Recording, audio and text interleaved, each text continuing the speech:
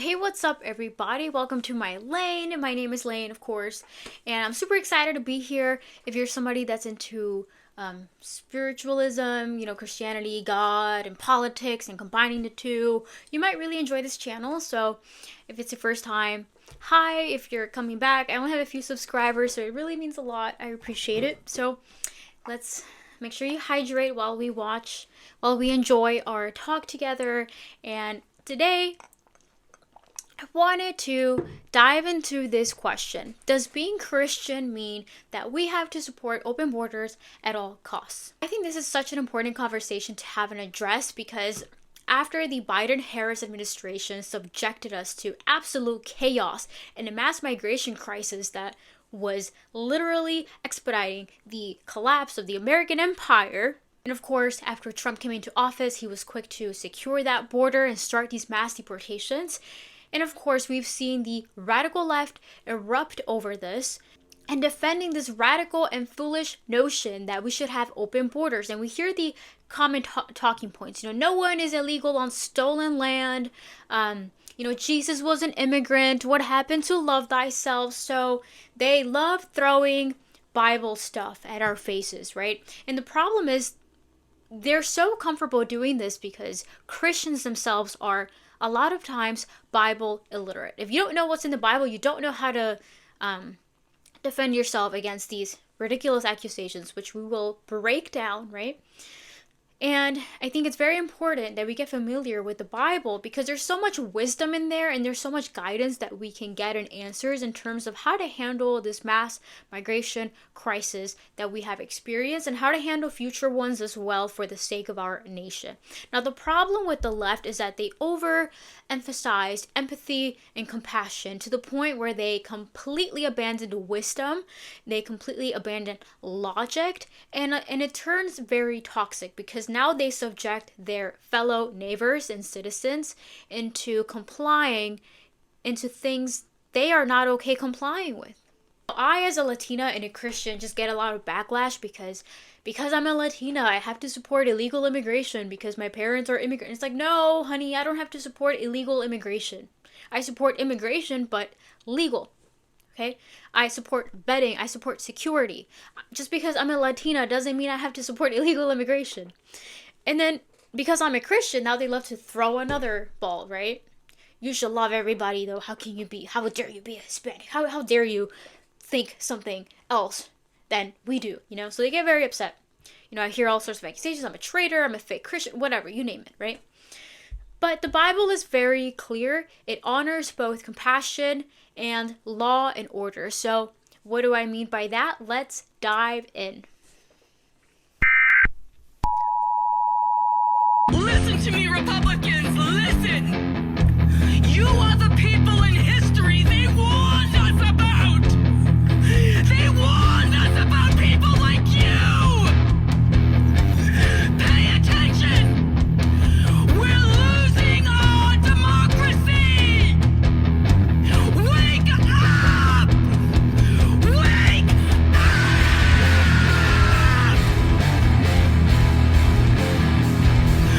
Wake up!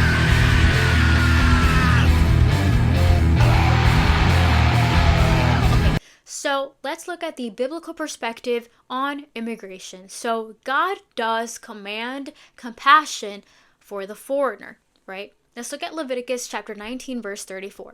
The foreigner residing among you must be treated as your native born. Love them as yourself, as you were foreigners in Egypt. I am the Lord your God.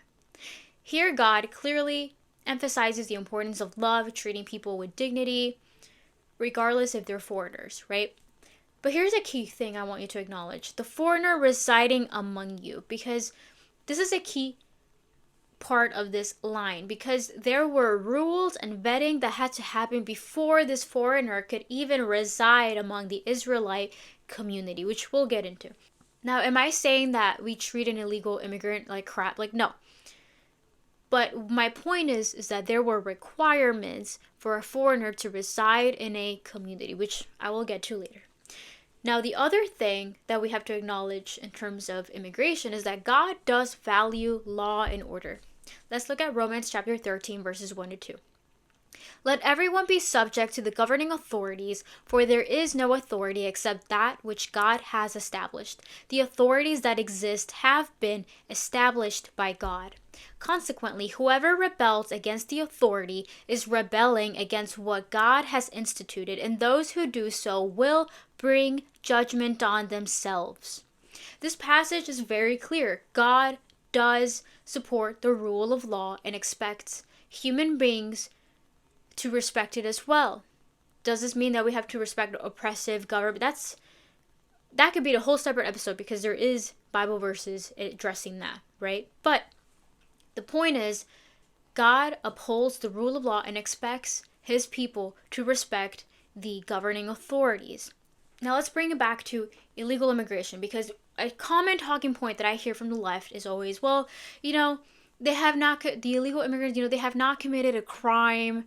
And they treat this concept of crossing the border as if it's not really significant. It's not a big deal. They're just here for a better life. They throw in that story, to get your emotions riled up. But I have to say, people who cross the border illegally, regardless of your intention, you have rebelled against the authority of the U.S. You have rebelled. You have dishonored the customs and laws put into place by our nation. You have whether you acknowledge it, whether you realize it or not, you have disrespected our country. And you have disrespected the people who are in line, who are trying to do things the legal way. So I don't understand why illegal aliens in this country suddenly act surprised when Trump is implementing these mass deportations, as if they didn't know that by crossing the border illegally, there is a risk that at some point they can get caught, arrested, and deported back. There's this illusion that they have some kind of right to stay. And of course, to some degree, I empathize with them, because a lot of them are good people at heart. They are genuinely here to work. They are genuinely here to make a better life for themselves and their children. But the fact is, they did disrespect the law of our country. So do not be surprised when you bring judgment on yourself. I think what we Americans have to do is start emphasizing this perspective that crossing the border illegally is a form of disrespect to our country. We don't often think about it this way. We've been taught, we've been brainwashed to think that we have to be empathetic at all costs, and never, and that advocating for secure borders is somehow this taboo, xenophobic, racist thing.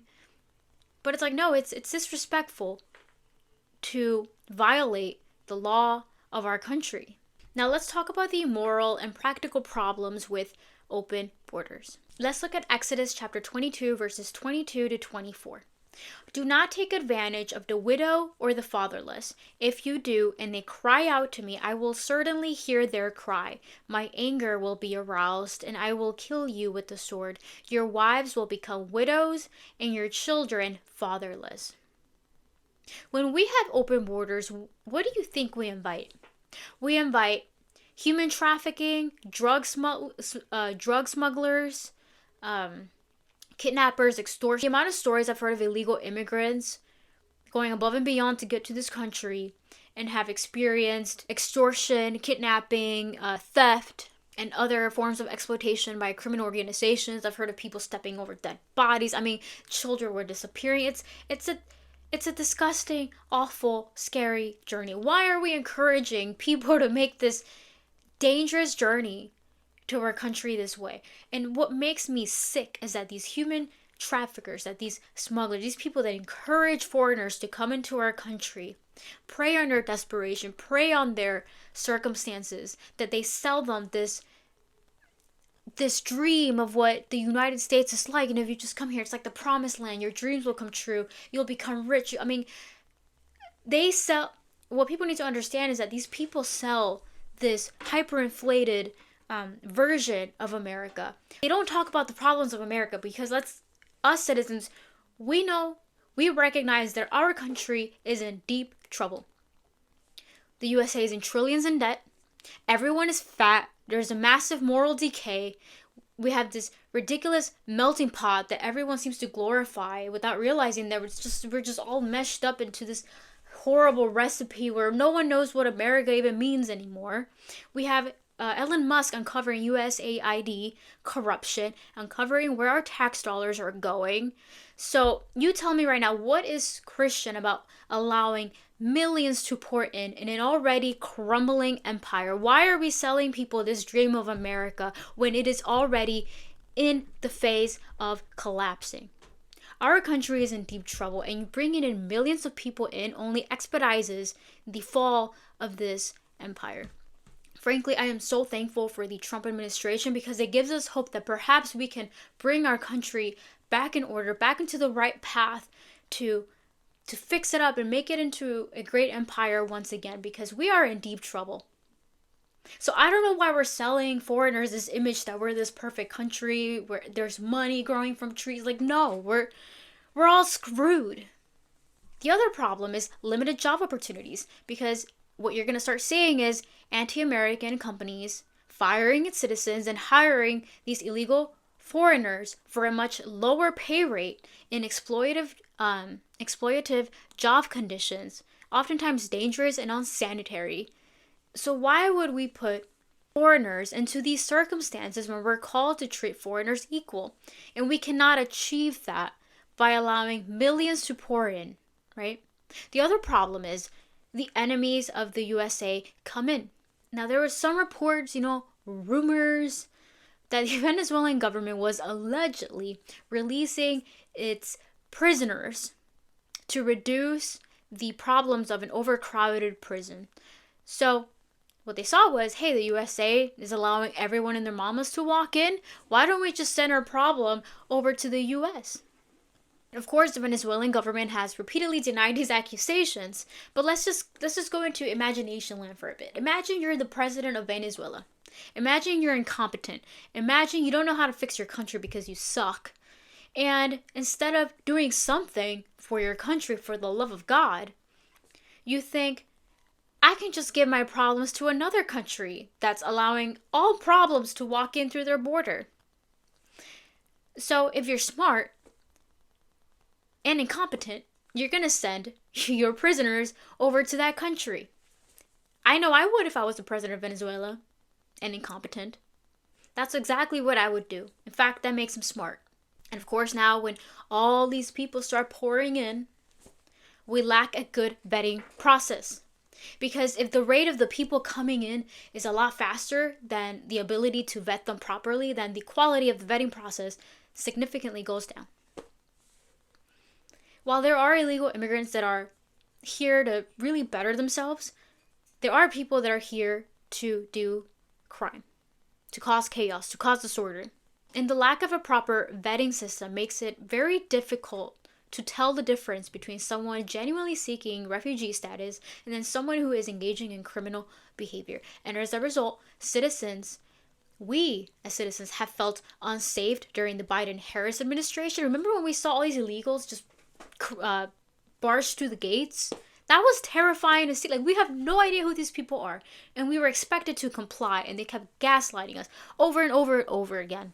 I cannot believe the amount of naive people that I heard during that period when Sleepy Joe was president. The amount of people that were just like, well, we need to be more compassionate. We need to be understanding. We don't know what these people have been through. How can you say that? It sounds racist. And it's like, dude, what are you talking about? I just cannot believe how people don't think about the implications that this crisis will have in every level of their lives. The fact that people don't even take the time of day to get off TikTok and just think about the consequences of allowing this nonsense in this country was just like, it was making me want to rip my hair out. And then I heard another goofy thing. I was hearing people say, well, the US, they're always destroying the stability in other countries. Therefore, I don't blame them for coming here. We should just allow okay, that's not the fault of the citizens. I had nothing to do with the elite getting involved in Venezuela or whatever country in Africa. I had no say in that? I mean, clearly they were sending our money to the dumbest things, but I had no say in that. So why should you have this mindset where you make your own citizen, your own neighbor, suffer the consequences of what the elite has done? Why is it that the people on the left always get mad at the wrong people?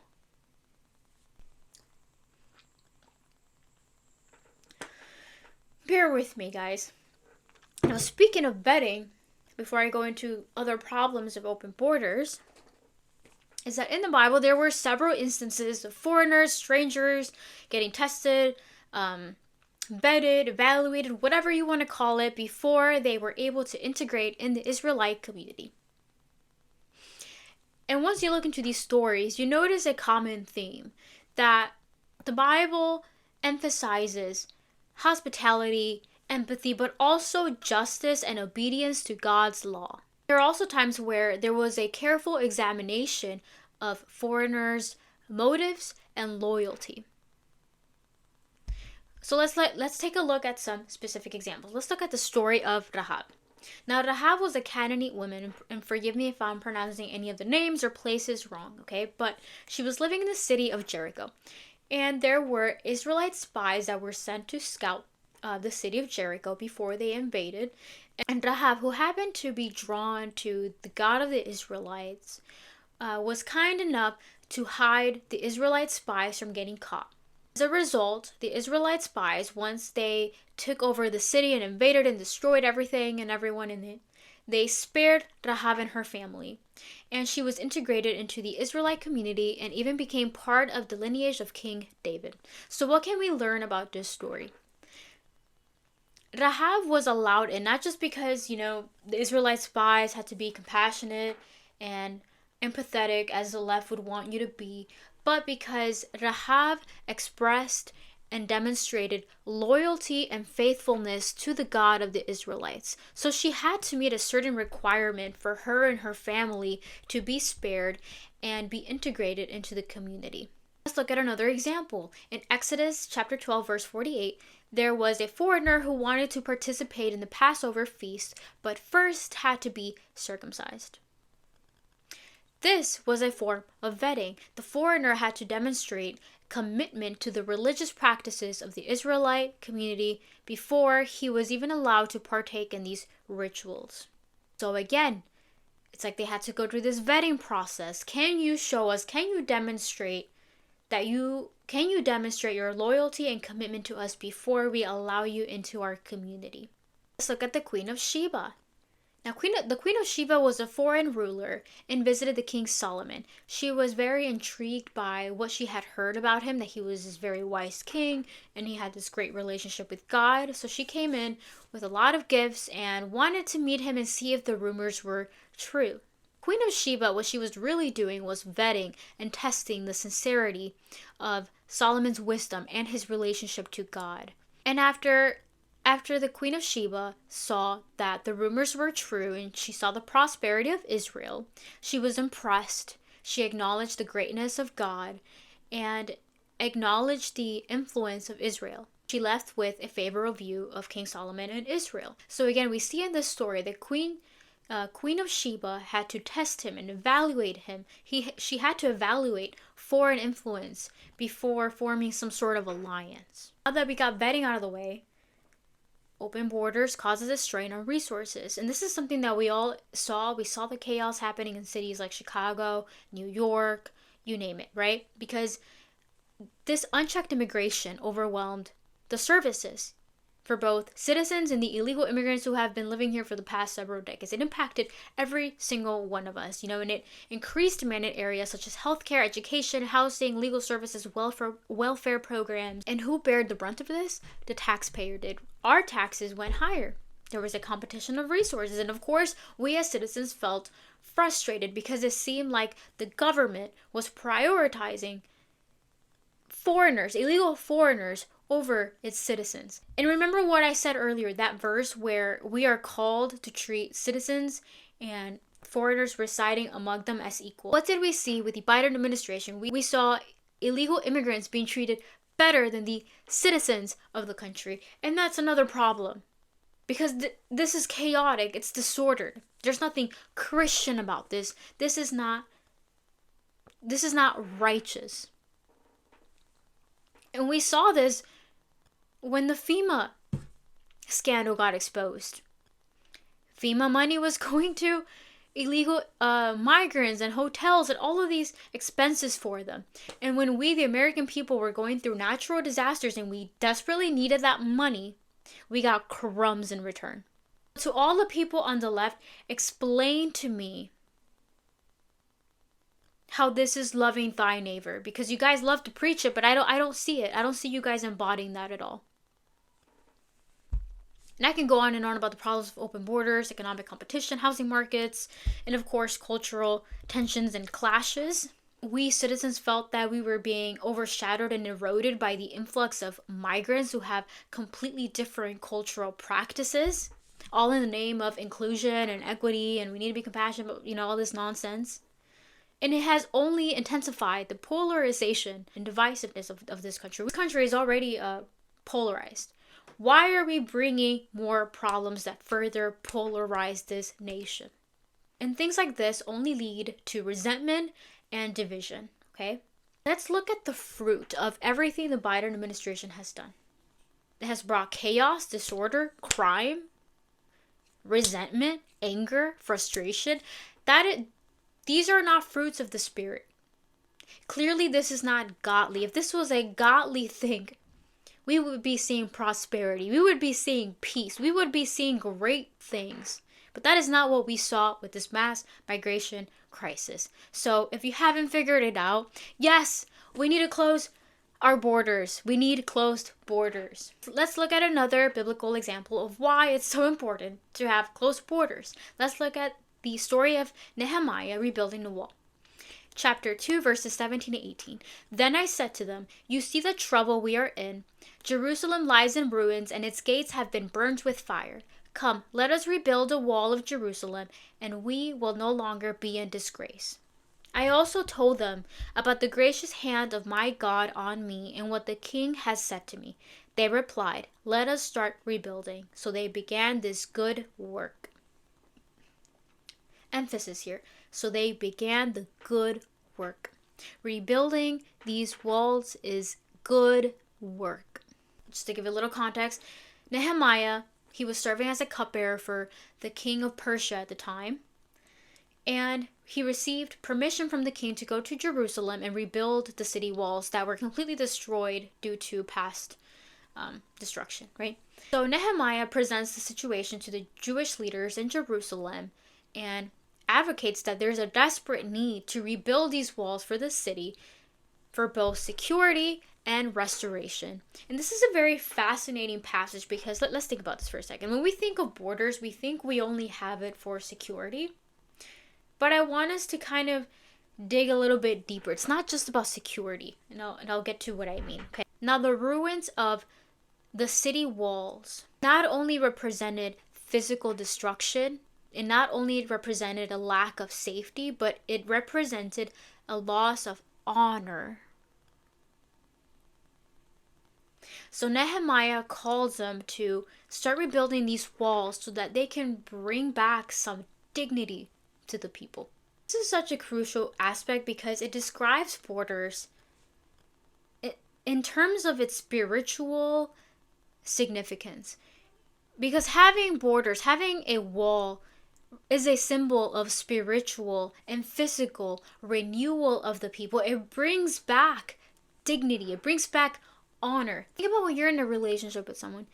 You're going to have boundaries. You're going to have rules. You're going to have expectations. If you don't have boundaries and you allow your partner to step all over you, it's a sign that you don't respect yourself. The same concept goes to open borders. It is a sign of respect, honor, and dignity for the country and its people. Now, do you really think that other countries around the globe that saw the open border crisis during the Biden presidency thought to themselves, oh my God, the USA is such an empathetic country. They're so kind. They're so gracious. Why can we be more like the USA? No, they're thinking the people are stupid. They're thinking the country is the stupidest nation they've ever seen. They don't see the great United States of America. They see the united stupidity of America. You wouldn't know what other countries are thinking. They're thinking, Mohammed, pack your shit, go there and blow some shit up. Qin Chongchun, go over there and bring us information to the Communist Party of China. Like, dude, it's not hard to understand why we need closed borders. It was embarrassing. We were a laughingstock for the entire globe. That's why we voted Trump, because we wanted some dignity brought back. Frankly, anybody who supports open borders, no one is illegal and stolen land. I don't care if you're a citizen. You are an enemy to this country if you promote crap like that. So with that being said, let's tackle the counter arguments. I mean, I kind of lightly went over them, but let's go through it. Jesus was a refugee argument. We hear this all the time, right? And some argue that because, they fled to Egypt to escape, the persecution of King Herod. This illustrates that Jesus supports open borders and unrestricted immigration policies, which already sounds insane in its own, but let's break it down because it's important to recognize the context of this story when they fled to Egypt. Now, we have to something that they don't mention is that when they fled to Egypt, this was temporary, and it was an emergency situation. They were not seeking to settle in Egypt permanently or to establish themselves as part of their community. They were simply there to avoid the temporary persecution of King Herod. So this was a matter of survival and not a broader statement of immigration policy. Never in the Bible does it paint the story of fleeing to Egypt as an act of lawlessness or abandonment of the laws of the land. In fact, after King Herod died, Joseph and Mary returned to Nazareth, which implies that they respected the legal and cultural norms of their time. There was no intention of bypassing local governance or defying the authorities. And even in the New Testament, we see the importance of respecting laws. As Jesus himself taught, render to Caesar the things that are Caesar's, which emphasizes that if you are fleeing to escape or exile or you're a refugee, you still have to be respectful of the law. So in summary, what the left is trying to do is bundle this temporary refugee example and make it about ongoing immigration policy. They are not the same thing. This is a story that illustrates God's care in time of crises, not a blueprint for national or international immigration policies. So using the specific historical event to defend open borders only brings misinterpretation and conveniently ignores everything else I had just mentioned. The other argument, which I touched on, is love your neighbors as yourself. What does loving our neighbor mean? What does love mean? Right? It's not just kisses and hugs. No. It means that we also have to protect our current communities. It's not just about being generous or welcoming, but it's about caring about the well-being, safety, and stability of your community.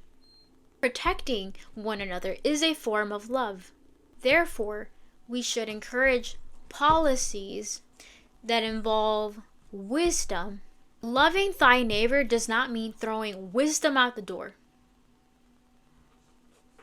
When you govern, you have to prioritize the common good. So any policy that regards borders, immigration, also has to reflect love and concern for your citizens, the well-being of the people living in that nation. So it's not about rejecting newcomers, but making sure that the community, the existing nation can absorb and integrate newcomers properly in a way that is fair and sustainable for everybody involved. What we experienced was not fair or sustainable by any means of the imagination.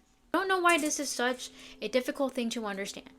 I don't know why this is even controversial. I don't get it, but here we are.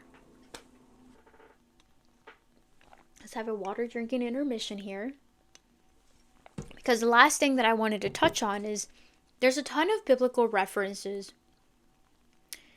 on assimilation that I had mentioned, right? But there's also warnings about foreign influence, particularly those influences that lead people to idolatry, immorality, or the abandonment of God's commandments, and overall moral decay. And these warnings are not based on ethnicity or race, because I know people are going to be like, xenophobia, racism. No, it's about the spiritual and moral corruption that could come from alliances or allowing certain groups of people with pagan beliefs into a nation. Let's look at Exodus chapter 23, verses 32 to 33. Do not let them live in your land, or they will cause you to sin. This again, God makes it very clear. He wants people to preserve spiritual and moral integrity. He's not rejecting people, again, based on nationality or race, but based on their actions. Deuteronomy chapter 7 verses 3 to 4. Do not intermarry with them. Do not give your daughters to their sons or take their daughters for your sons, for they will turn your children away from following me to serve other gods.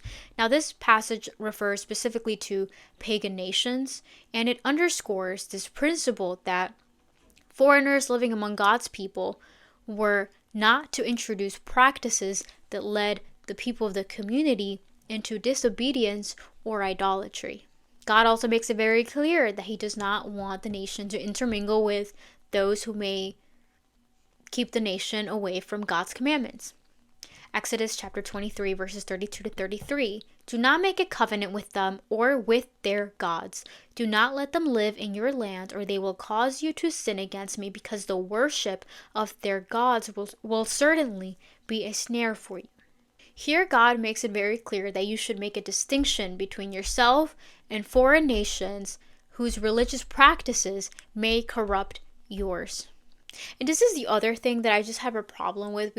In the US, there's this view that like our biggest strength is that we have diversity and that we're a melting pot, and everybody has different beliefs and values and religions and ways that they believe the government should, like, people believe in communism, socialism. Oh my God, let's just bring everything in. I don't understand why we glorify this melting pot.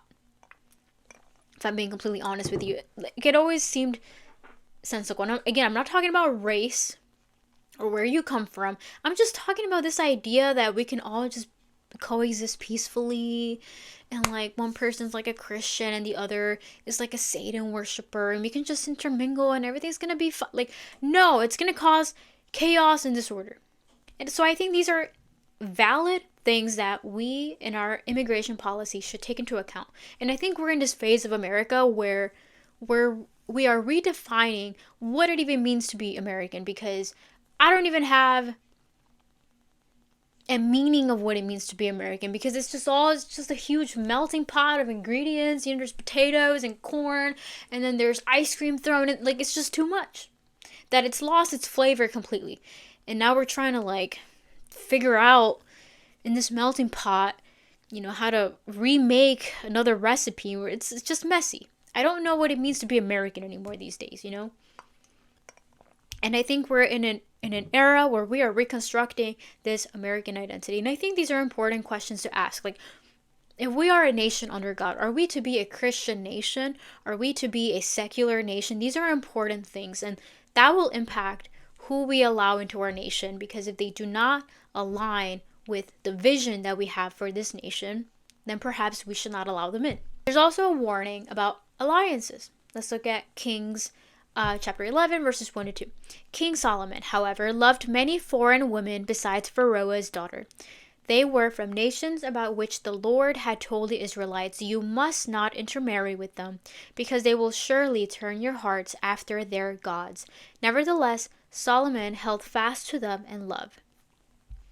So Solomon's alliances and these relationships with foreign women led to idolatry and, funny enough, the eventual downfall of his kingdom.